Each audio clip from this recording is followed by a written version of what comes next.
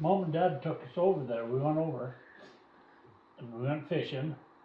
I don't think Larry went with us when we went over. And so I stayed about a month and a half and worked with the guy that we went over and visited with and went fishing with. Was a rancher, a cattleman. In fact, it was Lanny Kelly's uncle. Okay. His last name was Jenkins. And anyway, so I stayed. When they come over to get me, they would come up fishing. They come up to the cow camp, got me, and anyway, we come home and Dad had an old '49 Dodge, but it had kind of like stock racks on it. But they just come up about the height of the cab. Wasn't real high stock rack. Right. Just a stake side 1-ton truck when he had the cement business. And so he had a board across there, tube 8 or something, and put a blanket on it. And he had all his camping stuff in the bed of the truck, and we was coming up Indian Canyon. Oh. Going flying along there, probably going 30 miles an hour. Flying. And cotton picking one of them great big old bumblebees hit me right between the eyes. It was flying down the canyon, we was going up. Knocked me over, knocked me cold in the wet. I had a big old goose egg right between my eyes. Larry when I woke up, Larry was screaming for Dad to stop because I'd got killed. You were in the back of the truck. Huh? Yeah, they just knocked me over backwards and I lit on the tent and stuff. Mm-hmm. Yeah. She thought sure as hell I was dead.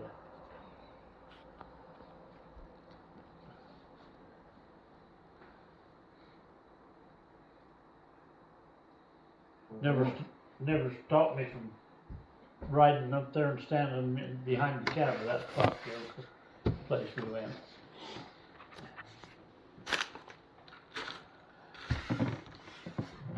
I don't think that roll's gonna get eaten, do you? You better feed that to your dogs. I'm gonna get dried out.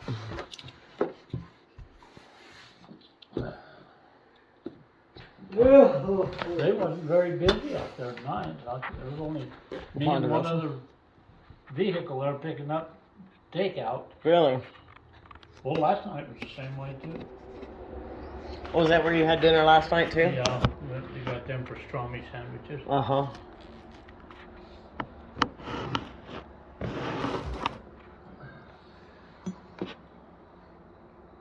I tell you, they do make a good hamburger out there, but holy mackerel, they're big.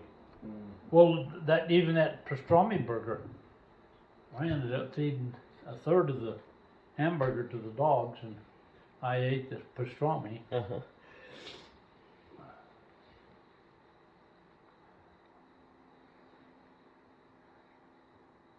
Are you ready to go to bed? How come your tail's going like that? Huh? You want to go home and go to bed? You want me to go and put them other 2 dogs in the bedroom and lock them in the bedroom so you can have the whole house to yourself?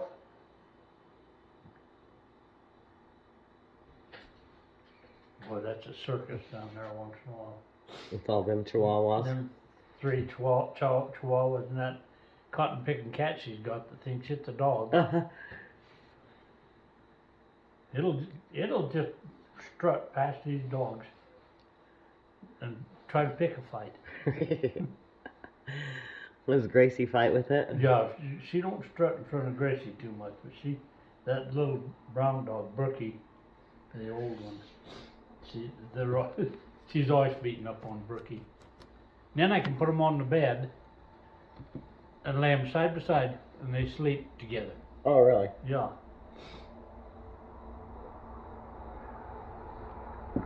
So you're tending all the dogs.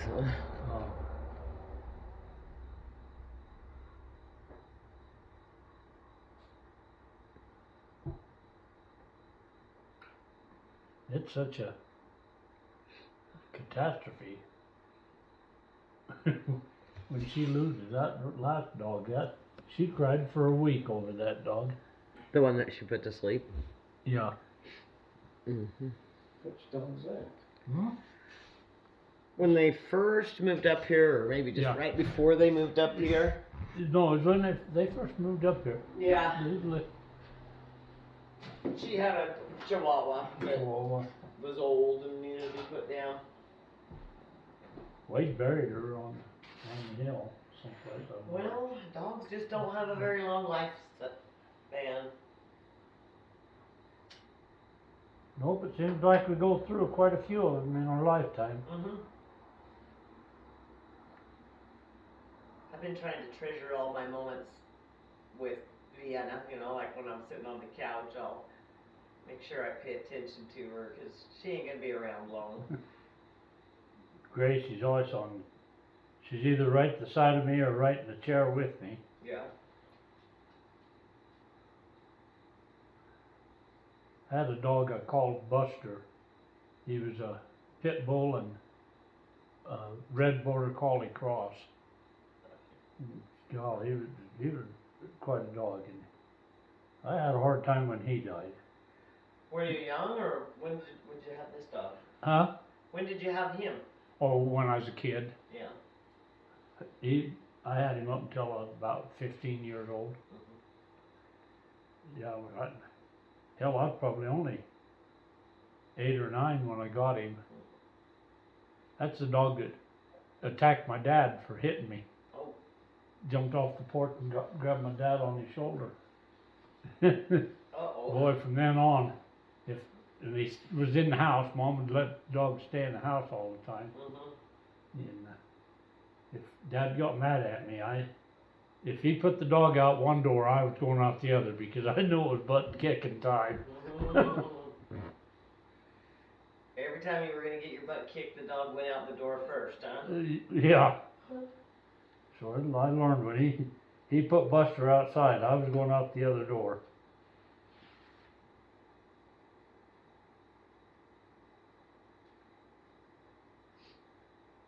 Do you remember before you had tractors? Plowing fields with horses? Did you How plow old fields does she with think you are? horses? Yes, I did. I think you told me a I- story about that. I didn't do it, but my dad did. Your dad. I can remember following him around with a discing with 2 horses pulling the disc, and I had my chaps on, and I was following him along that. If a clod got caught in the disc between it, I kicked my foot in it like that. Mm-hmm. Going along there like that. I kicked it and it caught my chaps, pulled me up into. I didn't hardly dare to. I didn't want to holler at Dad, tell him to stop, because I knew I was going to be in trouble. Dad happened to look back, and he got them horses stopped, and I mean they just froze, and he got my foot out of there. Dad had a team of a horse and a mule. They had a gray gelding and a big old mule, and he'd hook them up to the mowing machine, and he'd go around and cut, and he'd make his back swath, make about 3 trips around, and we had a toilet, an old outhouse sitting right here, and he had all of his oil and stuff sitting by that toilet, and he'd go around, and this was on about a 20-acre patch of hay, maybe a 15, and the horses would stop and rest over there on that side. Every time he'd run around, he'd let them rest right there, and then he'd come around, and then pretty soon he'd get off and oil the mowing machine, sit down by the toilet, tell them horses to go, that mule and that horse. They'd get over there and stop and rest. And Dad could whistle real loud, and he'd just whistle, and they'd come. Come around again, stop by the toilet, he'd oil it up, and they'd go around again. You'd have to oil it every time you went around? Huh? You had to oil it every time? Every time. It Wow. had a cup of oil on the mower blade going back and forth. Uh-huh. Yeah, geez, that's all we had out there. During the Second World War, all the farmers was put in to buy tractors, and we could only get one tractor out in Lower Miller Creek, and it was a John Deere, and the only thing we got with it was a 2-bottom plow and a mowing machine. Is all they got with that tractor. And so Uncle Lon, I think he paid the most for it, so he kept it at his place. And he'd go around and cut everybody's hay, and Dad and the other farmers would go around and rake it with the teams. Teams of horses. Teams of horses. Wow. Rake it up into pile. And what they'd do is they had a dump rake, and they'd pull the hay until the dump rake was full. Lift it up, but they'd try to make rows, and then they'd turn and go down them and make a pile of hay. They didn't have balers back then.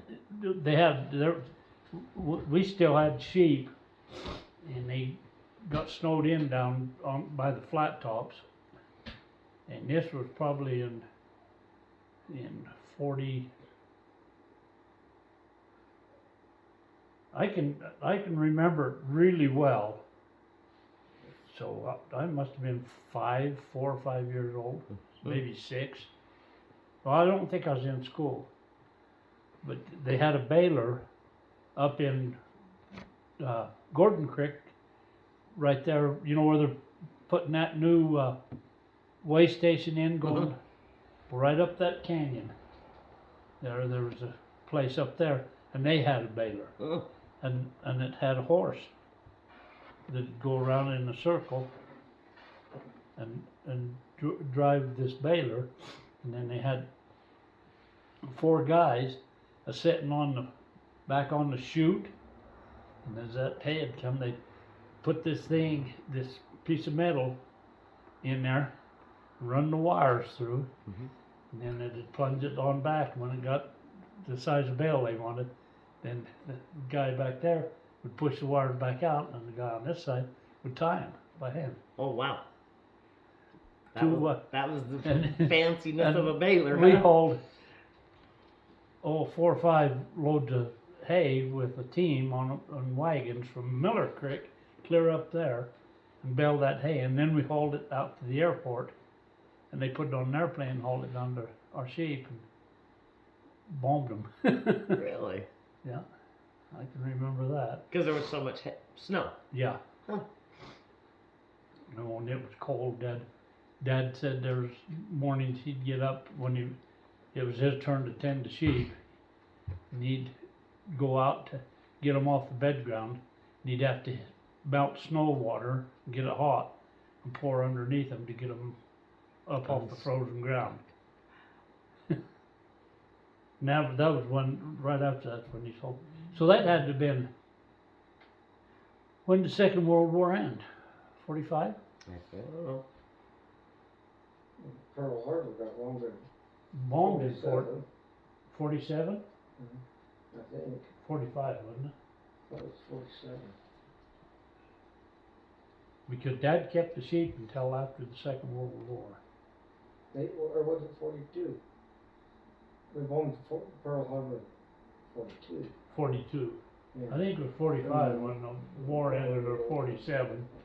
So I'd had been 8 years old if it was after that. But after the war, the price just went out from under beef and lambs.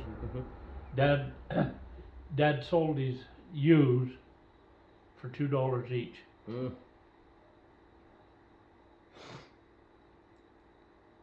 So, who owned the property up at 9 Mile? Was that your grandfather? My grandfather and my dad. Both of them. Yeah. You didn't live up there, or you did for a bit? We'd live up there in the summer, and then in the winter we'd live out in Miller Creek, because we had 2 farms out in Miller Creek too. We'd live out there, but Dad had come back. We'd live down.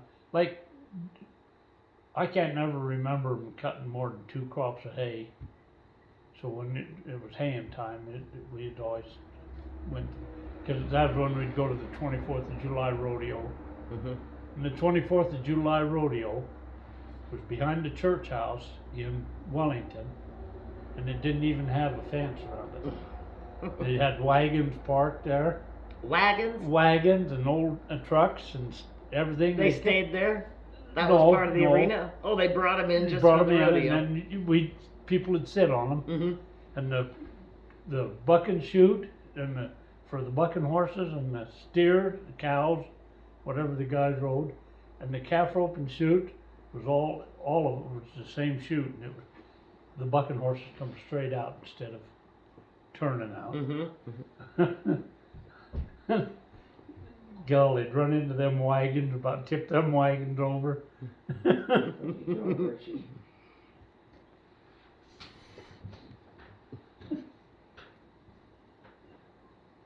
So that was the fanciest arena around? Yeah, well, they had a pretty nice one.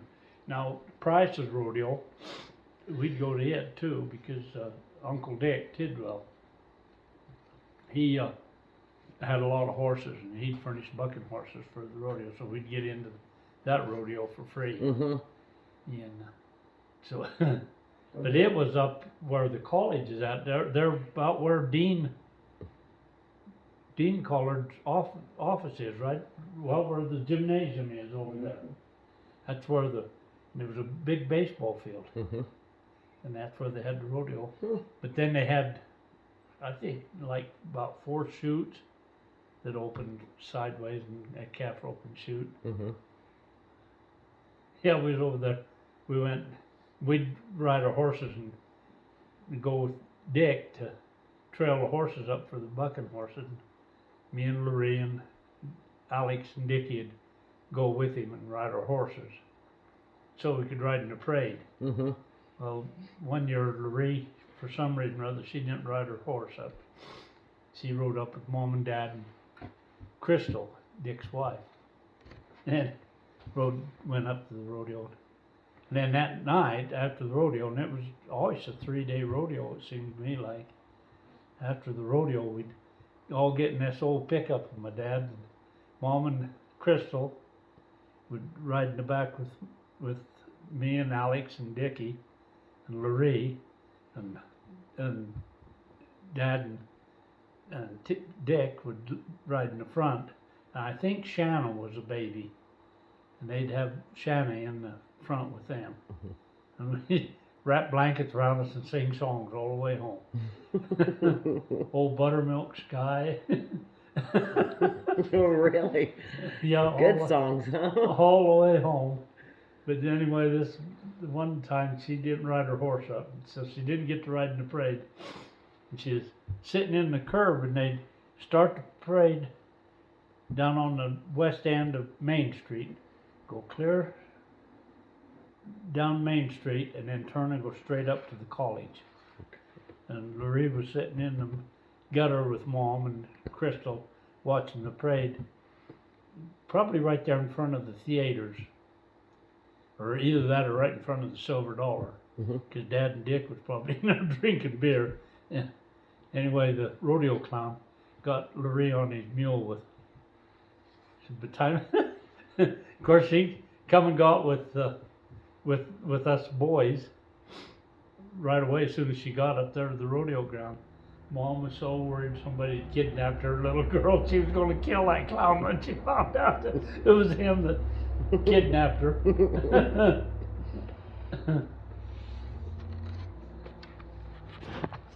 Yeah, I can remember